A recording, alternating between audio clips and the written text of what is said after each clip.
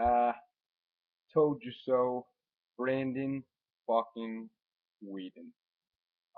Sorry I'm making this video a day later. I was busy watching all the other games yesterday, after the 1 o'clock games here on the East Coast. But let's get into this game really quick. A couple things I want to pinpoint. The Dolphins offensive line played horrible. There was no running game whatsoever. Lamar Miller had like maybe like 3 yards rushing, 4 yards rushing. Daniel Thomas had a rushing touchdown, but big deal, it was on the goal line. We had no running game. Period. End of story. Tannehill. Let's get into Tannehill really quick. Tannehill played great, in my opinion. 24 for 38, 271 yards, and a TD and an interception. The interception was, I don't know, I guess, whatever. I'll put it to the side. um, but other than the interception, I think Tannehill was calm and collective. He did get sacked a few times when the offensive line collapsed. There was a couple of times he could have thrown the ball away. But everybody makes mistakes. But all in all, I think Tannehill played great. Let's get into the receivers. Brian Hotline was phenomenal. 9 catches, 114 yards, and a TD. The dude is always open. He has great routes. That stop and go for the TD was great. Tannehill put it right on the money for the touchdown. Brian Hotline played great. Brandon Gibson played pretty well. There was a couple of mistakes. There was a couple of passes that he dropped that were, they could have easily been caught. But all in all, he played a great game. Mike Wallace, on the other hand, Mr. Million Dollar Man himself had 1 catch for 14 yards or something like that. Yeah, 1 catch, 14 yards. He was targeted maybe 4 or 5 times. I'm not gonna put it on Joe Hayden. I think that if we put Wallace in the slot, he could have had the same routes that Brandon Gibson was running. Um, Clearly pissed off after the game. For all you Dolphins fans out there who don't know or didn't hear about what he said after the game, he basically said that he doesn't want to talk to the media. It wasn't in the game plan, and talk to coach. So clearly, he's really pissed off. And you know what? I don't blame him. But the thing is, if we had lost the game, it'd be a different story. Um, but he still can be pissed off. I mean, he's one of the best receivers in the league, and to only get targeted 4 or 5 times and to only have 1 catch, you can clearly see why he was upset about it. But to go to the media after the game and clearly show that he's upset, I mean, to a certain extent, I can see where he's coming from. Like I said, I do agree with him, but I don't think he could have taken it to that level. Keep it to yourself. Talk to the coach about it. Talk to Ryan Tannehill about it. See what the connection was. The misconnection was between Tannehill and Mike Wallace, and talk about it. But whatever. I'm gonna put that aside. I think he'll have a great game next week against the Colts. What else do I want to talk about? Paul Soliai and Randy Starks. Randy Starks had a sack, chucked the bird at the Dolphins bench, as if to say, you know, keep me in on every play or whatever. He wanted to make a statement. Um, so there's a misconnection there.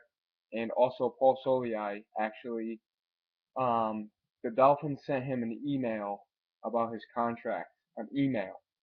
They didn't go front to front, face to face in the office or something, but it was in an email for a contract extension.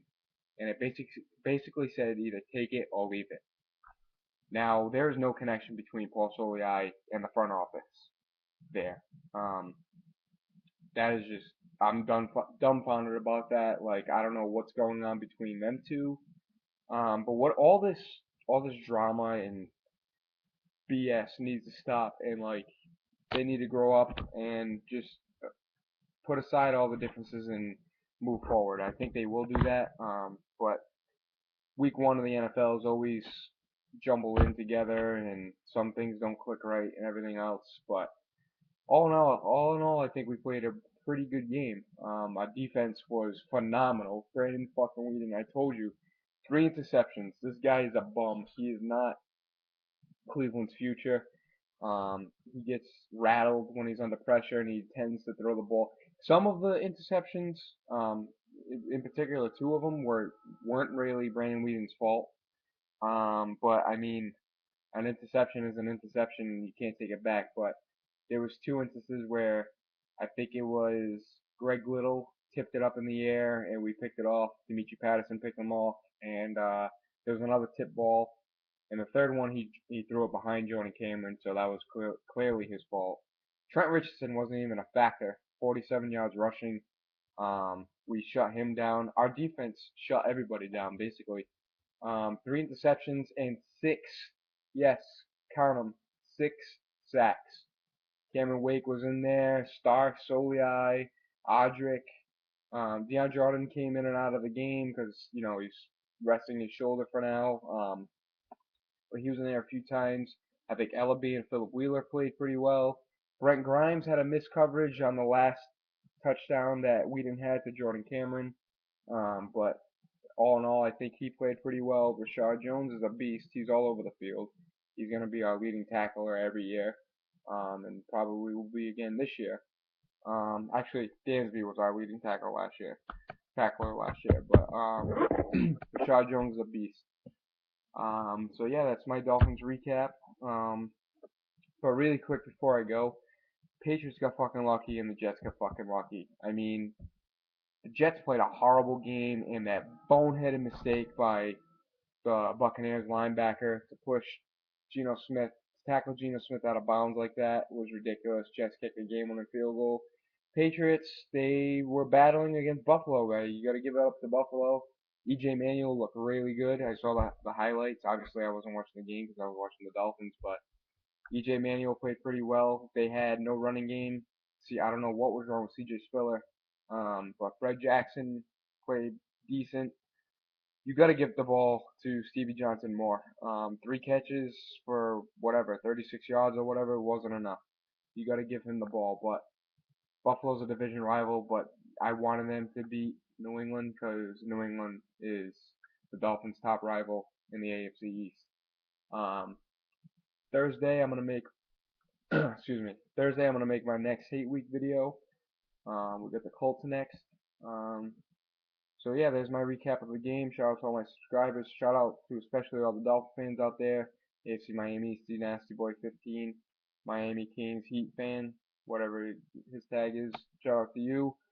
Shout out to all the other Dolphins fans who haven't really subscribed to my channel but are watching. Shout out to my regular subscribers. This is 2-1-3rd, your Raiders. They had the game, they blew it. Terrell Pryor looked decent. That last interception cost them the game, but shout out to you, my cousin, just 2-1-3rd, 335, and all my regular subscribers. I'm going to end this video here. Looking forward to the games tonight, Monday Night Football, and I'm out. Peace.